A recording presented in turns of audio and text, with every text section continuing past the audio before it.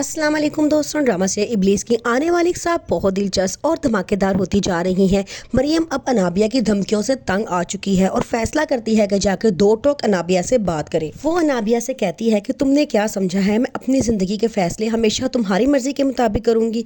तो अनाबिया उसे आगे से धमकी देती है और कहती है कि अगर तुमने मेरी बात ना मानी तो मैं तुम्हारा तमाशा बना दूंगी हर लोगों के सामने, फिर तुम अपनी इज्जत बचाती फिरना। मरियम ये सब सुन के खामोश हो जाती है और रोती हुई वहाँ से चली जाती है। अनाबिया शाहवेज के कमरे में चली जाती है और दरवाज़ा बंद कर देती है। शाहवेज बहुत डर जाता है और कहता है कि बाहर निम्रा और सारे खड़े होंगे, वो मेरा इंतज़ार कर रहे होंगे। जब हम दोनों को एक साथ कमरे से निकलते हुए देखेंगे तो उन्हें बड़ा गुस्सा आएगा, लेकिन अनाबिया मुस्कुराती रहती है और कहती है कि अभी खोल देती हूँ। अपनी मामा से कहता है कि आप ज़बरदस्ती अनाबिया को मेरी ज़िंदगी में शामिल तो कर सकती हैं, लेकिन मैं उसे प्यार कभी नहीं दूंगा। ये बात सुन के अवैस की मामा को बड़ा गुस्सा आता है। वो सीधा मरियम के पास पहुँच जाती हैं और जाके मरियम की बहुत बेइज्जती करती हैं और कहती हैं कि तुमने शकील साहब के बारे में नहीं सोचा, जो बचपन से लेके आज तक तुम्हें अपनी बेटी की तरह प्यार कर रहे थे। अगर उनको पता चला कि तुम उनकी बेटी के हक पे डाका डाल रही हो तो वो क्या सोचेंगे। अनाबिया अपने मकसद को हासिल करने के लिए अब मरियम का इस्तेमाल करना चाहती है, लेकिन मरियम उसे साफ कहती है कि मैं सुल्ताना आंटी को कुरान पाक तो पढ़ा दूंगी, मुझे कोई एतराज़ नहीं है, लेकिन तुम्हारे किसी शैतानी काम में मैं हिस्सेदार नहीं बनूंगी। ये बात सुन के अनाबिया को बड़ा गुस्सा आता है और कहती है कि करोगे तुम वैसा ही जैसा मैं चाहूँगी, क्योंकि तुम्हारे पास और कोई रास्ता ही नहीं है। फिर अनाबिया सोचती है कि अगर सुल्ताना आंटी हमारे घर आती हैं तो यहाँ पे उनको बहुत सी ऐसी बातों का पता चल जाएगा जो मैं नहीं चाहती कि उनको पता लगे।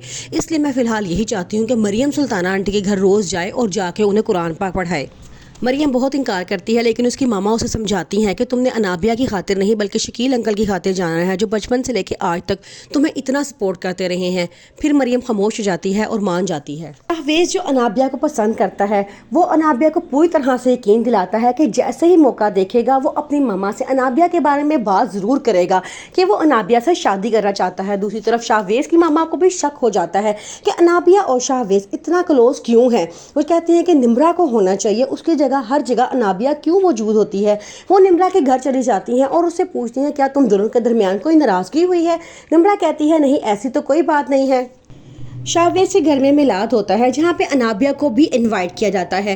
अनाबिया जान के अपनी दोस्त निम्रा को लेके शाहवेज के कमरे में चली जाती है और उसे जाके कहती है कि बताओ हम दोनों कैसे लग रहे हैं। शाहवेज को हमेशा से अनाबिया ही पसंद आती है, लेकिन वो तारीफ निम्रा की करता है कि शायद कहीं निम्रा जाके उसकी मामा से उसकी शिकायत ना कर दे। मरियम अनाबिया से सवाल करती है कि अगर तुम अवैस को पसंद नहीं करती तो तुमने उसे मंगने की हामी क्यों भरी है। तो वो आगे से कहती है कि बचपन से लेकर आज तक सारी तारीफें तुम ही समेटती हुई आई हो, लेकिन तुम मेरी बराबरी नहीं कर सकती क्योंकि तुम एक मुलाजिम की बेटी हो और मैं तुम्हें अपने मुकाबले पे कभी खड़े होने नहीं दूंगी। अब वैसे शादी करके तुम हमारे खानदान का हिस्सा बनना चाहती हो, ऐसा कभी नहीं हो सकता। फिलहाल मैं तुम दोनों की शादी को टालने के लिए ये फैसला किया था कि उससे मंगनी करवा लूं, लेकिन मैं अवैस से भी कभी शादी नहीं करूंगी। और वो मरियम को धमकी देती है कि जितना जल्दी हो सके अवैस को अपने दिल से निकाल कर अपने जैसे किसी गरीब से इंसान से शादी करके यहाँ से चली जाओ।